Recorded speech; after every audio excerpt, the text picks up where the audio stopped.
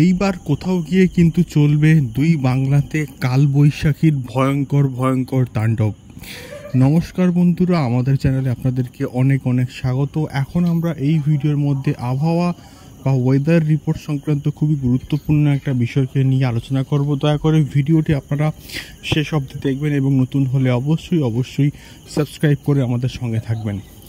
ইতিমধ্যে গরম কিন্তু প্রবল পড়েছে এবং তীব্র তাপপ্রবাহ কিন্তু আসছে এবং তার মধ্যেও কিন্তু হালকা স্বস্তির আভাস কিন্তু আমরা পাচ্ছি।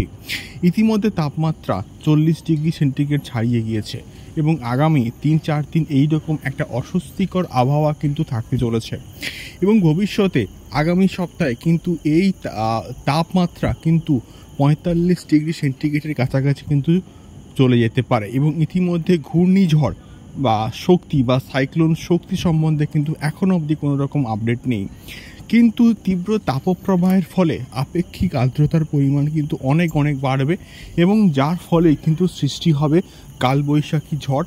এবং এই কালবৈশাখী ঝড় প্রত্যেক বছরই দুই বাংলাতে ভয়ঙ্কর রকমের কিন্তু তাণ্ডব চালায় এবং এই কালবৈশাখী ঝড় আগামী 3 থেকে 4 দিন দুই বাংলাতে হওয়ার একটা প্রবল সম্ভাবনা কিন্তু তৈরি হয়েছে এবং বিভিন্ন জায়গাতে এই কালবৈশাখী ঝড় এবং তার সঙ্গে সঙ্গে বজ্রবিদ্যুৎ সহ বৃষ্টিপাতও কিন্তু হবে এবং যার ফলে পশ্চিমবঙ্গের বিভিন্ন জেলাতে লাল সতর্কতা জারি করা হয়েছে এবং বিভিন্ন জায়গাতে কলকাতা, দক্ষিণ 24 পরগনা, উত্তর 24 পরগনা এবং হাওড়া, হুগলি এবং তার সঙ্গে সঙ্গে বিশেষ করে পশ্চিমের যে জেলাগুলো রয়েছে সেই জেলাগুলোতে কিন্তু এই তীব্র তাপপ্রবাহ এবং তার সঙ্গে সঙ্গে কালবৈশাখী ঝড় এবং বজ্রবিদ্যুৎ সহ বৃষ্টিপাত হওয়ার একটা সম্ভাবনা কিন্তু তৈরি হয়েছে এবং যার ফলে কিন্তু এই কালবৈশাখী ঝড় ভয়ঙ্কর তাণ্ডব দেখাতে পারে।